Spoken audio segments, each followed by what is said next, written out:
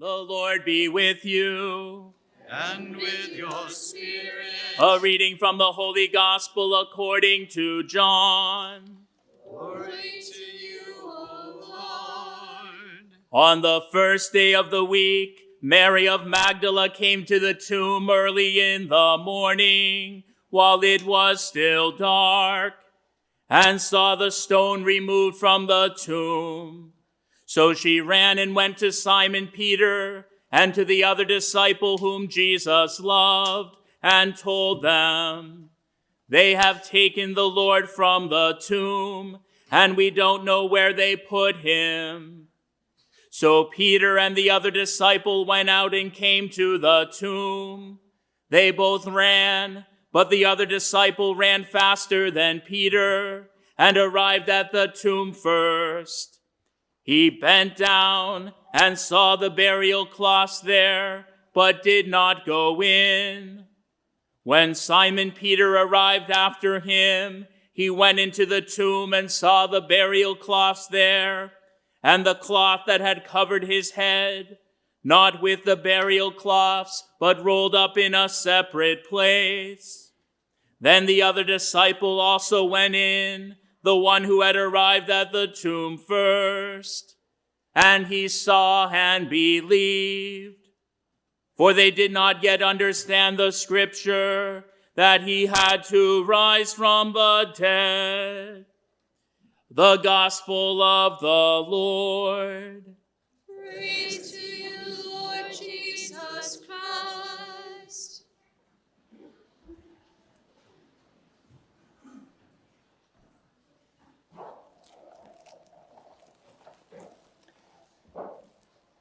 This is the day the Lord has made. Let us rejoice and be glad in it. There is nothing like a bright, sunny Easter morning to make us feel that spring has arrived, warmth, new life.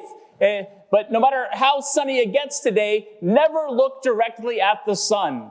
That is, unless you have special eye protection. Of course, next Monday, many people are going to be donning just such glasses to look up at the sun and see something that many of us will never get to see in our lifetime, a total eclipse of the sun. My friends who live up in the North Country, who are in the path of totality, are telling me they're canceling schools next Monday, they're opening their homes to all the expected visitors, and both lanes on the highway are going to be northbound only that morning. Of course, if you're driving up there that day, make sure you take your eclipse glasses off while you drive. I can't see a thing with these on.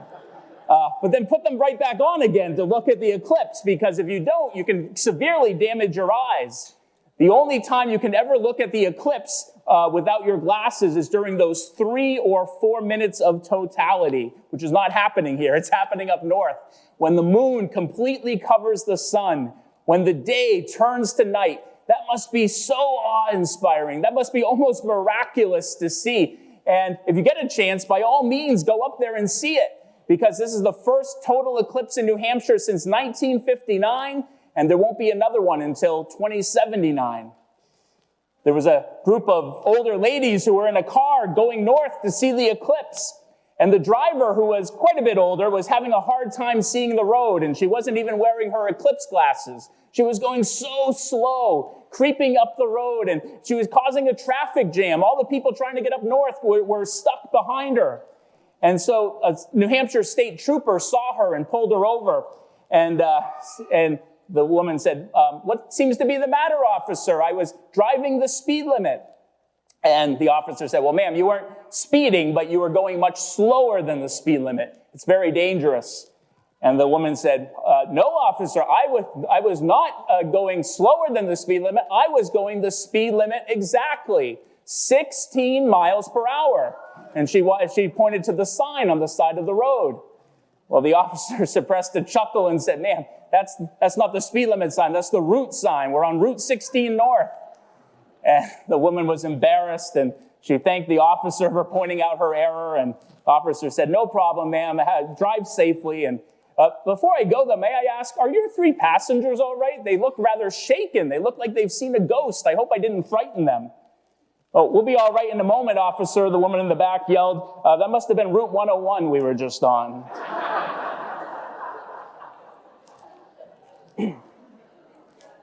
These women remind me of the woman who came to the tomb on Easter Sunday morning. They were badly shaken because of all that had transpired to them that week.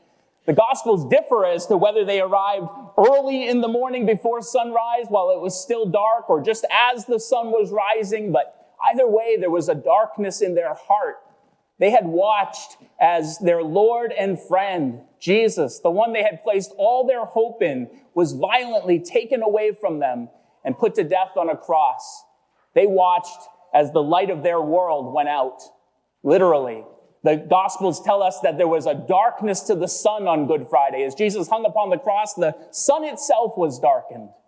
And that has sparked this whole debate that's gone on for the ages between, atheists who say, they say they believe in reason alone, and fundamentalist types who say they believe in faith alone, about whether was this an eclipse of the sun? Could there have been an eclipse in Jerusalem in 33 AD? As usual, both camps kind of missed the point, because ancient Christians would have said, obviously it can't be a regular eclipse of the sun. They pointed out rather obviously that this is all happening during the Passover, and Passover happens during the full moon. You can only have an eclipse of the sun during a new moon, when sun and moon are on the same side of the sky. So they said, that whatever the darkness of Good Friday was, it had to be something other than a normal eclipse of the sun. Maybe it was a miraculous eclipse of the sun, something outside the ordinary cycles of nature. God could certainly have done that. But maybe it was something more simple. Maybe it was just a sandstorm or a smog that enveloped the sun that day. And anyways, the darkness of Good Friday is much deeper than any physical darkness. It's the darkness that's in our hearts. It's the darkness of sin and evil and hatred that led us to putting to death the Holy One, the innocent one, the Son of God. But that's not the end of the story. The light shines in the darkness, and the darkness could not overcome it. Those women who arrive with darkness in their hearts on Easter Sunday, they suddenly see the light. And it's a light so bright that they have to cover their eyes. Let's put our eclipse glasses on. We've never seen a light this bright. If they were shaken before, they are shaken to the core by this experience. It's like they've seen a ghost, but it's no ghost that they've seen. It's that light focuses into a human figure, and that figure speaks their name with such love and tenderness that they recognize this is their Lord and friend who has returned. The Gospels are so mysterious about the way that the resurrection unfolds and what it means to those first witnesses who are there. I mean, if you want to know, scientifically what happened that morning, Jesus came back to life, but that doesn't exhaust the meaning of the resurrection.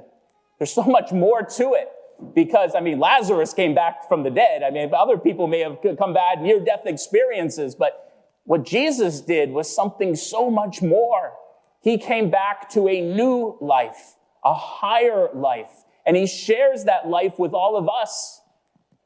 It took those women a long time. It took them their whole life to fully unpack what had happened to them on that Easter Sunday morning. They had to think about it. They had to pray with it. They had to contemplate the mystery. And no matter how much they contemplated, they never quite exhausted it because it was something so much more than it was expanding their mind, expanding their vision, something they could never have figured out on their own. This is the authentic Christian instinct, to have a faithful heart that seeks understanding, to not be afraid to put faith and reason together and try to figure out what is going on in my life, what's going on in the world, what's God trying to do. I see the signs. There they are. The stone rolled away, the cloth folded up in another place, the empty tomb, and I could do a scientific experiment, but I'm not sure that's going to tell me what this means, what happened here. For that, I need some other eyes. I need the eyes of faith. I need a vision to help me see, to help me put the puzzle pieces together and say, God, what are you doing in my life? That's why reason alone can't tell you that, and faith alone can't tell you that. What does it mean? That's why next Monday, don't listen to the fundamentalists who will interpret the total eclipse of the sun as a sign of the end of the world, a harbinger of imminent doom. It could be, but given the fact that there's at least 2 such solar eclipses every single year somewhere on Earth, and sometimes as many as 5, it seems rather doubtful. We should marvel at human reason. It's okay to think. It's okay to not just listen to a loud voice, but to think through things and to use your reason, use the eyes of your mind to see things. It's amazing what human reason can accomplish. To me, it's amazing that scientists can figure out to the second when a total eclipse is going to happen anywhere on Earth, hundreds and thousands of years in advance. That's just amazing. So don't be afraid to use the eyes of your reason. But also don't listen to the atheist next Monday who will tell you that the total eclipse of the sun is just some meaningless phenomenon, some cosmic accident. I mean, it could be, but the only reason why a total eclipse of the sun is even possible on our planet is because the sun is exactly 400 times bigger than the moon, and it's also exactly 400 times further away. So that sun and moon appear the exact same size in the sky. And most planets in our universe would not have this phenomenon. There's something miraculous about it. Maybe, what does it mean? I don't know, but it's maybe one of those clues of which there are many, if we look for them, that there's something more to life on this planet, that maybe there's something more here.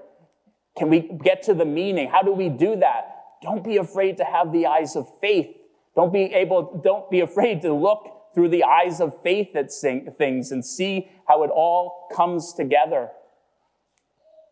All these loud voices in our culture that are fighting an enlightenment battle between religion and science that honestly is the battle of another age. It's like they're blind guides leading the blind. It's like they have dark glasses on. Take the glasses off and look at the sun. That's what St. Paul today says to do. He says, think of what is above, not of what is on earth, because you have died with Christ and your life is hidden with Christ in God. Sometimes the light of faith, the light of Jesus is hidden in our lives. It's covered up like the sun behind the moon, and sometimes all we seem to see is darkness around us. But look through the eyes of faith. Look for the light of Christ. It will come. Maybe it will be blinding at first. Maybe, I don't know if you ever had the experience of driving down the road. This happens to me on 101 all the time because it's an east-west road, and all of a sudden you turn into the sun, it's blinding. And if you have salt or you have bugs on your windshield, it's even worse.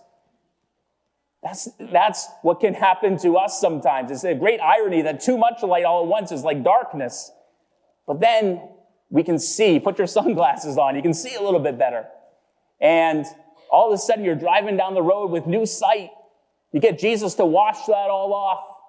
Sometimes when we stand in the light of Jesus, we see our imperfections first, even more clearly than before. But get Jesus to wash all that off your windshield, and then you'll be driving down the road, seeing things you've never seen before. Last night, we had the Easter Vigil, like we always do, the night before Easter, and it's a beautiful Mass. It takes 3 hours. It's long, but it's beautiful. And there's this part of the Mass, because the whole first half happens in the darkness, when all the lights of the church come on all at once. And all of a sudden the water is running and the candles are being lit and the bells are being rung. And it's like a sensory overload. And it's really funny to watch people squint. And it's overwhelming. It's blinding. And that's a beautiful part of the Mass. I really love it. But I loved even more the part that happened just a little bit afterwards last night, when 17 members of our community came forward and said, I need the eyes of faith. Something has happened in my life where I'm looking for God. And 9 people stepped forward to get baptized. 8 more stepped forward to get confirmed, all joining our church. What is God doing moving in so many hearts? Probably something different in the case of each person. But each one there got to the point where they said, I need the eyes of faith to see. Maybe they were just tired of all the same old battles that our culture fights. Maybe they had seen something miraculous happen in their life and they slowed down enough to contemplate it, to say, what is going on here? Maybe they met the risen Jesus somewhere along the way. We need to slow down in life. Not as slow as the woman going 16 miles per hour, but slower than most of us go through life so that we can think and contemplate and pray about what's going on in my life. Contemplate the Easter mystery. Contemplate my own heart. What is God doing? And if we slow down in that way, we will see the light. we will ask Jesus for those same eyes of faith. We will ask him to help us to take off our dark glasses and look up to what is above with unveiled faces, where even the heavens are telling the glory of God. This is the day that the Lord has made. Let us rejoice and be glad in it. Alleluia.